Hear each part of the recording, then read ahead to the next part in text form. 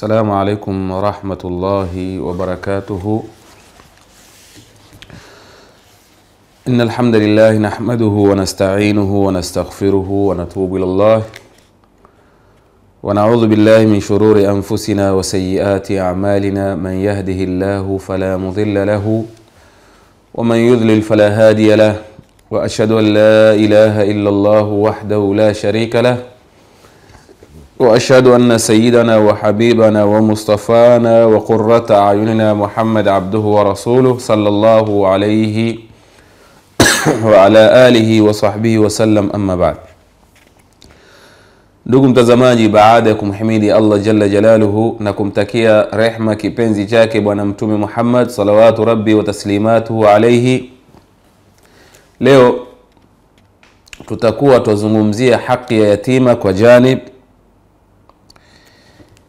ya Al-Quran Al-Karim, janib ya Al-Quran au riayatul yatim fi Al-Quran Al-Karim wa sunnatun nabawiyya al-sharifa, malezi ambayo kwamba Qur'ani imemlea yatima, malezi ambayo yapatikaniwa kwa hadithi za bwana mtume Muhammad yaliyomlea yatima, ndio janib ambayo kwamba leo tutakayo izungumza. Ndugu mtazamaji, Uislamu umekuwa na hamu na yatima, hamu ambayo kwamba ya hali ya juu, au umemzingatia yatima zingatio la hali ya juu. Utapata mwanzo kwa inaya ambayo kwamba aliopewa khaswa huyo yatima ndani ya Al-Quran Al-Karim, kwa dhurufu ambazo kwamba zinazomfikia nzito kwa kuondokewa na baba yake. Qur'ani imempa inaya khaswa kwa kule kuondokewa na baba yake mtoto huyo yatima, kwa sababu mwanadamu anapoondokewa na baba yake ni moja katika kitu ambacho kwamba cha kumfanya dhul, unyonge, kitu ambacho kwamba chenye kumletea inkisar, ni kitu ambacho kwamba chenye kumletea alwahsha. Sasa ilipokuwa hali kama hii yamfikia huyu yatima, Qur'ani kampa inaya khaswa, asiwe na adhul, asiwe na inkisar, asiwe na wahsha, ili awe ni mtu kama watu wengine. Ndio utapata katika Al-Quran Al-Karim imekuja sisitizo, Mwenyezi Mungu jalla jalaluhu akawa anawasisitiza wale wema, ahlul birri wassalah, ili waweze kumlea yatima kwa njia ambayo ya maridhawa, ili wamlee yatima kwa njia ya ihsan, ili wamlee yatima kwa njia ya atfu. Yakawa yale mambo ya kumlea yule yatima ndiyo dawa ambazo kwamba zenye kutibu maradhi ya nafsia kwa yule ambaye kwamba anayemlea. Bimaana unapomlea yatima kwa njia ya atfu, njia ya ihsan, njia ya salah, ni kwamba malezi yale ambayo kwamba unampa yule yatima ni moja katika dawa ambazo kwamba zenye kutengeza moyo wako, au ni moja katika dawa ambazo kwamba zenye kutengeza haikali ya kiwiliwili chako, kama bwana mtume Muhammad sallallahu alayhi wasallam alivyotueleza. Tutakuja kueleza mbele. Na huzingatiwa katika malezi ya kumlea yatima ni moja katika milango ya kheri kwa yule ambaye kwamba anayemlea yatima. Bali Uislamu imesisitiza na imetilia nguvu ala inayati ash-shari'ati al-islamiyya bil yatim. Uislamu umesisitiza na umetilia nguvu kwa mtu awe na inaya ya katika sharia ya Kiislamu, awe ni mwenye kumwangalia yatim. Ndio utapata katika Al-Quran pana aya ambazo kwamba ndani yake kuna mushtaqat la neno la yatim karibu mara 13. karibu mara 13. Yote hii ni kuonyesha ile alhath bikafalati alyatim fi shari'ati alislam, ni kwamba kusisitiza au kuonyesha umuhimu wa malezi ya yatima katika sharia ya Kiislamu. Mwenyezi Mungu Jalla Jalaluhu amekuja akatuonyesha katika zile sehemu ambazo kwamba papatikaniwa ndani ya yatima, tukasema ni mara 13 aya ambazo kwamba ziliopo. Utapata Mwenyezi Mungu asema wayasalunaka anil yatama qul islahu lahum khair, kwamba wanakuuliza wewe Muhammad kuhusu ishu ya yatima au kuhusu maisha ya yatima. Mwenyezi Mungu Jalla Jalaluhu akamwambia bwana Mtume Muhammad, waambie kul islahu lahum khairun, bimaana kuingia kwa mayatima kwa njia ya khairi, kutangamana nao kwa njia ya khairi ni bora zaidi kuliko kuepuka, ni bora zaidi kuliko kuepuka, kwa sababu yatima hatakiwi afanyiwe taqhar, wa mal yatima fala taqhar. Yatima hatakiwi afanyiwe ihana, yatima hatakiwi afanyiwe idhaa kwa sababu yoyote ambayo kwamba itakaopelekea au dhike. Ndio Mwenyezi Mungu akasema qul islahu lahum khair. Mwenyezi Mungu akaja akaeleza katika aya nyingine, wa atul yatama amwalahum wala tatabaddalu alkhabitha bit-tayyibi wala taakulu amwalahum ila amwalikum innahu kana huban kabira. Mwenyezi Mungu hapa akatuambia wapeni mayatima mali zao, ambayo mali yale yako chini ya mikono yenu. Msiwe ni wenye kuwapa aradhi, kichafu, kitu ambacho kwamba si kema, si kizuri. Wala msile mali yao kupitia kwa mali yenu, bimaana mukachukua mali yao mukayaweka katika mfungu la mali yenu, ima yote au baadhi yake. Wala taakulu amwalahum ila amwalikum, kisha Mwenyezi Mungu akasema innahu kana huban kabira. Utakapokuwa wewe ni mwenye kuchukua mali yake kuingiza katika mali yako nusu ama yote, au ni mwenye kula mali yake, hiyo ni dhambi kubwa ambayo kwamba utakuwa umeitenda, kuonyesha vile Allah Jalla Jalaluhu alimumwekea riaya yatima katika Al-Qur'an Al-Karim, na vile bwana Mtume Muhammad sallallahu alaihi wasallam alimumwekea riaya yatima kupitia sunna zake. Bali Mwenyezi Mungu Jalla Jalaluhu alimjalia yule ambaye kwamba mwenye kumteza yatima ni katika mtu ambaye kwamba aliyekadhibisha dini, akisema araaita alladhi yukadhibu bid-din fadhalika alladhi yad'u al-yatim wala yahudh ala ta'ami al-miskin. Mwenyezi Mungu akaleta zaji kwamba yatima unapomfanyia zajr, au yatima unapomchendesha nguvu, au yatima unapomuudhi, ni katika alama ya kwamba wewe umekadhibisha dini. Araaita alladhi yukadhibu bid-din, ni nani huyo? Fadhalika alladhi yad'u al-yatim wala yahudhu ala ta'ami al-miskin. Akawa Mwenyezi Mungu atupata tahadhari kumfanyia uovu yatima biayi wajhin min al-ujuh, akawa anatuonyesha tuchunge hali zao, tusiwe ni watu ambao kwamba wenye kuwapa majeraha, watu ambao kwamba wenye kuwapa jambo ambalo kwamba lenye kuwatia dhiki katika nyoyo zao. Ndio Sayyidul Qutbi katika tafsiri hizi ambazo kwamba za aya hizi, araita alladhi yukadhibu bidina, akasema فالذي يكذب بالدين هو الذي يدفع اليتيم دفعا بعنف. sawa, ay alladhi yuhinu al-yatim wa yu'dhihi, ni yule ambaye kwamba anayekadhibisha dini, ni anayemuudhi yatima, ni anayemtendea uovu yatima, ni anayemtweza yatima. Kisha la pili, hasistizi wala hawi na himma na kuwapa himma watu kuwalisha maskini.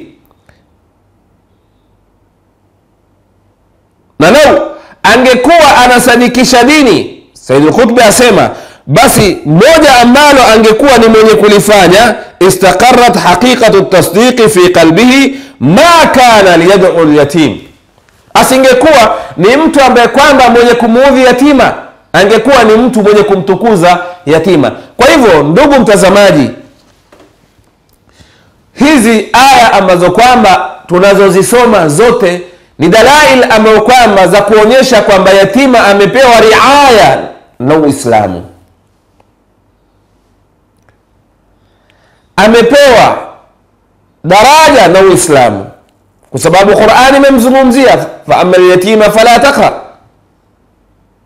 Mwenyezi Mungu akatahadharisha kumfanyia uovu yatima, akatuamrisha tumfanyie wema yatima. Ndio Ibn Jawzi akawa anasema katika tafsiri fa amma al-yatima fala taqhar, kuna kauli mbili, ay la tahqiruhu, na ni kauli ya Mujahid, wa thani la taqharuhu ala malihi, ni kauli ya Zujaj. La tahqiruhu ya Mujahid, la taqharuhu ala malihi ni kauli ya nini? Ya Zujaj. Aya kiufupi yaeleza namna ya inaya ambayo kwamba Allah jalla jalaluhu aliyempa yule ambaye aliyefelewa na baba yake, ni kwamba awekwe katika hali ambayo kwamba ni mzuri, asipelekwe sehemu ambayo kwamba ataona ya kwamba wewe yuko katika adania, yuko katika an-naqs, akawa anavunjikwa na moyo kwa yale ambayo kwamba anayotendewa, agiona kwamba ni mtengwa katika mujtamai wa Kiislamu au mujtamai wowote. Ni maana fa amma al-yatima fala taqhar, usimpe lolote ambalo atakuwa yeye mwenyewe baada ya kupewa lile alilopewa ahisi ya kwamba ametengwa na jamii, ahisi ambayo kwamba yeye ni mnyonge, akaanza kufikiria leo baba yangu angekuwa yupo, haya ambayo ninaofanyiwa ningepatwa nayo. Leo baba yangu angekuwa hai na mimi ningekuwa kama mtoto wa fulani. Leo baba yangu amekuwa hai, nisingekuwa hali ambayo kwamba nilionayo. Fa amma al-yatima fala takhar. Yote ni kuonyesha ile riaya ambayo Allah jalla jalaluhu amempa. Aya ya 5 ambayo ndani pametakaniwa neno la al-yatim ni innal ladhina yakuluna amwala al-yatama dhulma inma yakuluna fi butunihim nara wa sayaslawna sa'ira. Mwenyezi Mungu hapa ametahadharisha umma wa Kiislamu na umma wote kula mali yatima, kula mali ya yatima, na akajalia kule mtu ambaye atakayekula mali ya yatima ni miongoni mwa maasi ambayo kwamba makubwa aliyofanya, sababu ni min al-kabair as-saba. Na Mwenyezi Mungu akamwahidi yule ambaye atakula mali ya yatima adhabu iliyokali. Ni inaya na riaya ambayo kwamba anayopewa na Allah jalla jalaluhu. Ukisoma tafsiru Nasafi yaeleza kwamba mwenye kula mali ya yatima kwamba annahu yub'athu akilu mali al-yatama yawm al-qiyamah wa ad-dukhan yakhruju min qabrihi wa min fihi wa anfihi wa udhnayhi فيعرف الناس أنه كان يأكل مال اليتيم fi dunya, kwamba yule ambaye kutafsiri aya hii, innal ladhina yakuluna amwala al-yatama dhulma inma yakuluna fi butunihim nara wa sayaslawna sa'ira. Tafsiru Nasafi aeleza maana yake ni kwamba imepokewa yule ambaye ni mwenye kula mali ya yatim, siku ya kiyama atafufuliwa na moshi unatoka kwenye kaburi lake. Kwanza kaburi lake litakuwa linatoa moshi kwa ishara ya kwamba yeye alikuwa yuala mali ya yatima. Isitoshe, moshi ule utatoka kwenye kanywa chake. Isitoshe, moshi utakuwa unatoka kwenye pua zake, tundu za pua zake. Zisitoshe, kama yule mvutaji fegi. Isitoshe, baada ya hapo watu watajua kulingamana na hizi alama ambazo kwamba alizonazo au zilizomfikia, kutoka moshi kwa kaburi lake, kutoka moshi kwa mdomo wake, kumtoka moshi kwa pua zake, ni kwamba alama hizi itashiria ya kwamba fulani alikuwa akila mali ya yatima, kwa sababu Mwenyezi Mungu Jalla Jalaluhu asema inma yakuluna fi butunihim nara, mnakula moto. Sasa ile athari ya moto ambayo kwamba iliomo kwenye tumbo ikawa inadhihirishwa na mdomo na pua na zile tundu ambazo kwamba ulizonazo, tayari watu wakufahamu ya kwamba wewe ni akilu mala yatim, ni mwenye kula mali ya yatima. Aya nyingine ambayo Allah Jalla Jalaluhu amekuja akaonyesha riaya kwa al-yatim, kalla bal la tukrimuna al-yatim wala tahadhuna ala ta'ami al-miskin wa ta'kuluna at-turatha aklan lamma wa tuhibbuna al-mala hubban jamma. Aya inabeba maana mbili hizi. Maana ya kwanza, walikuwa wale wanaosifiwa, fa amma al-insanu idha mabtalahu wa qadara alayhi rizqa fa yaqulu rabbi ahanan wa amma idha mabtalahu, kama anavyosema katika suratul Fajr kwamba mwanadamu anapopewa mali asema rabbi akraman, anaponyimwa asema rabbi ahanan. Sikupewa mali kwa sababu ya kutukuzwa na wala sikunyimwa kwa sababu ya kutozwa, la. Kitu ambacho kwamba ni muhimu, kinachohitajika ni umtukuze yatima kwa kile ambacho kwamba ulichopewa, na wewe ulionyimwa ni kwamba umenyimwa kwa sababu, si maana ya kwamba Allah anakutweza, kwa sababu anayepewa hupewa kwa sababu ya kwamba yeye anapewa mtihani, na kunyimwa Mwenyezi Mungu ndiye anajua kwa nini alikunyima. Wewe usichukue kwamba ahana, kalla bal la tukrimuna al-yatim.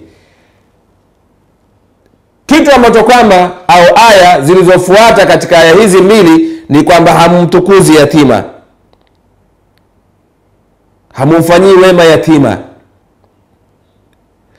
Maana ya pili, hamumpi haki yake yatima, ndo maana mkanyimwa. Shafahamiana, si ndio? Haki yake katika nini? Mirathi. Kwa sababu katika adatul jahiliya zamani walikuwa wanawake hawarithi na watoto wadogo hawarithi wanapofelewa na wazazi wao.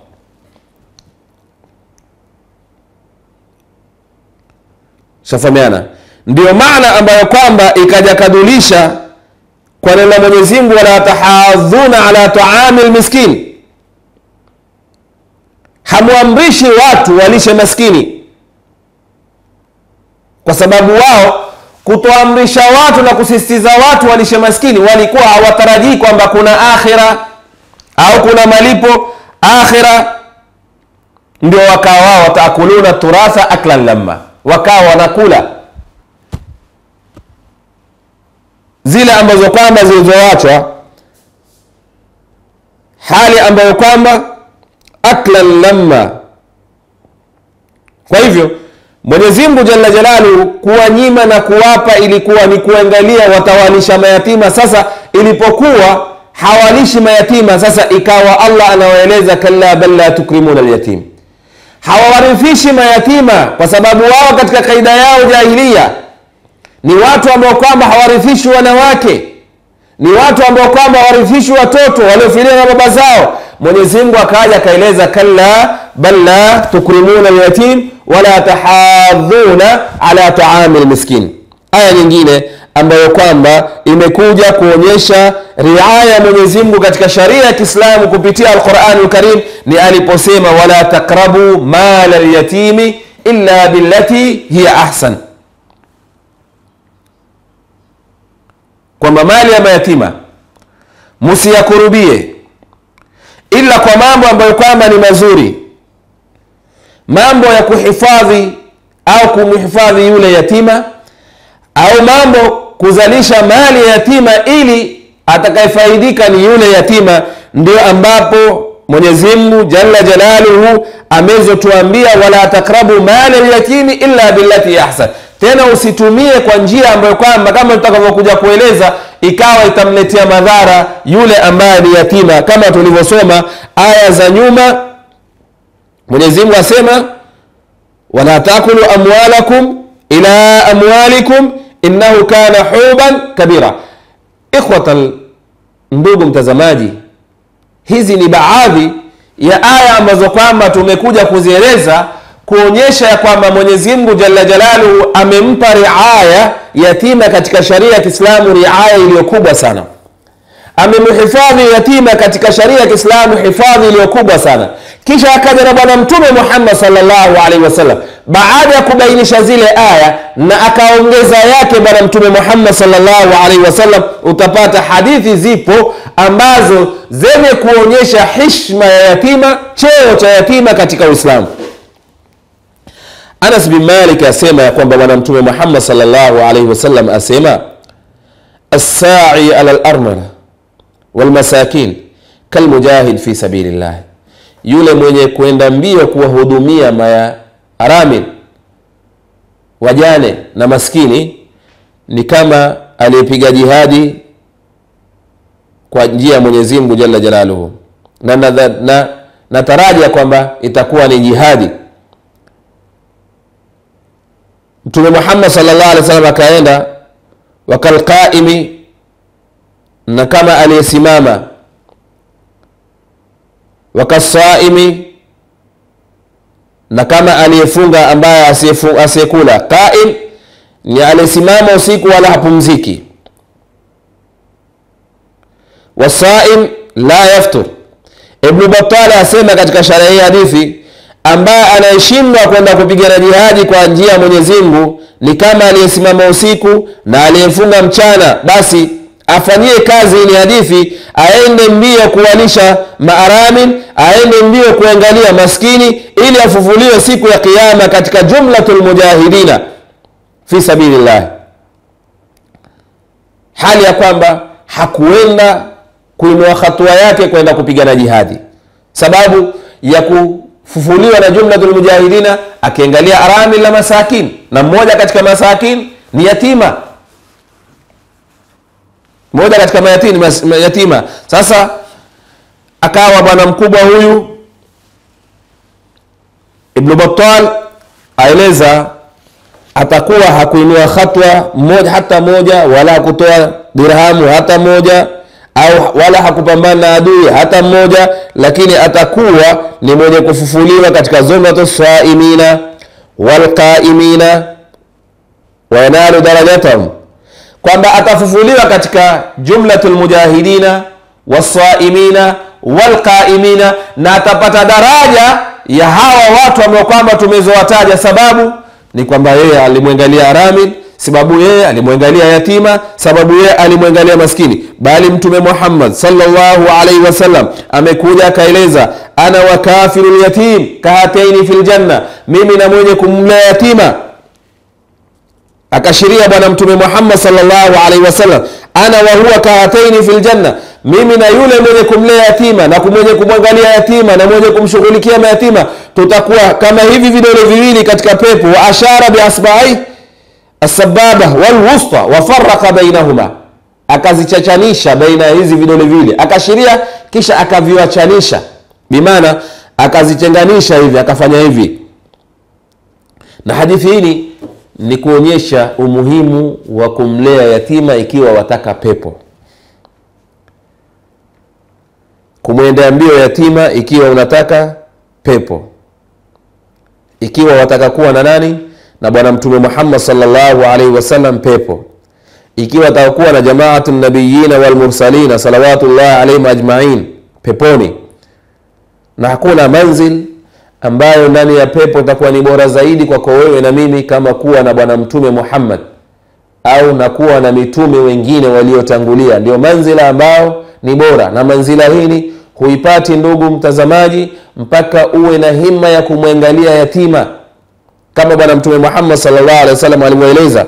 Bali hadithi Ibn Abbas asema ilipoteremka aya wala taqrabu mal al-yatim illa billati ahsan,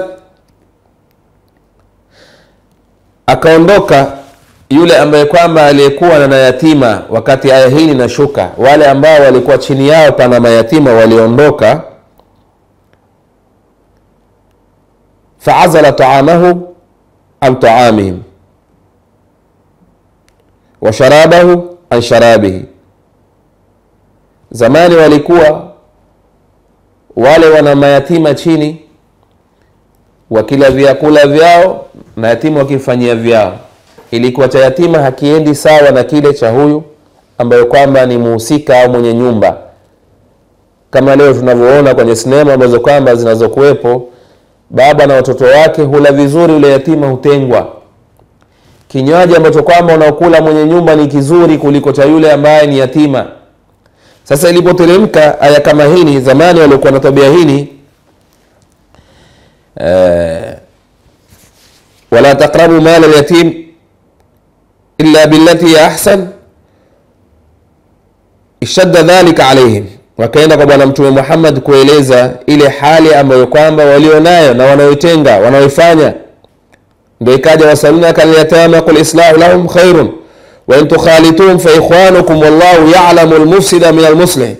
Sasa wakawa chakula chao na cha yatima uchanganywa, baada ya kwamba walikuwa zamani ni separate.